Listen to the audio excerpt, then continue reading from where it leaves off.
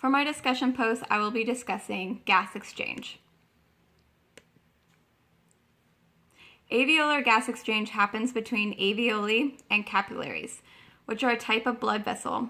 Alveoli are microscopic air sacs that are found in the millions on each lung. The purple dots in my drawings are representations of the alveoli. This is critical in gas exchange. The alveoli therefore has characteristics that make them special to gas exchange.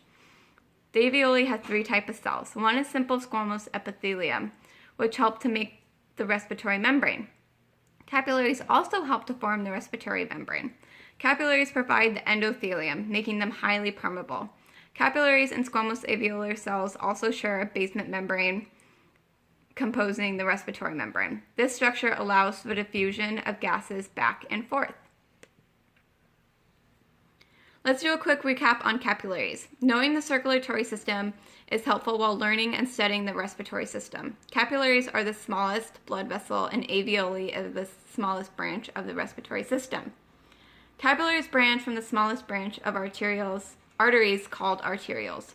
Remember, the arteries carry blood away from the heart. They form beds between arterioles and the biggest branch of veins called venules.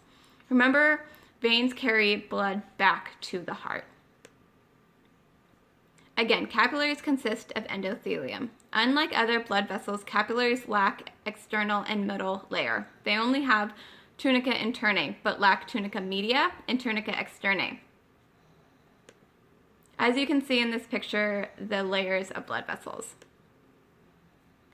As stated before, it is important to know the pulmonary circuit and the systemic circuit from the previous module. The blood vessels that transition from pulmonary arteries to arterioles, then to capillaries.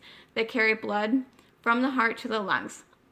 Take a moment to recall pulmonary arteries, the other arteries, and the direction in which they flow. Both the respiratory system and cardiac system are highly branched and build off one another. Now that we have gone over these structures, let's move along into gas exchange.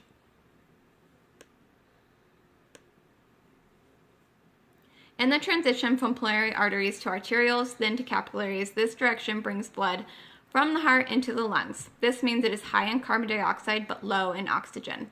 Remember, the pulmonary circuit is the blood that flows into the lungs in order to pick up oxygen from inspiration, or the inhale of air. Therefore, it is deoxygenated and high in carbon dioxide.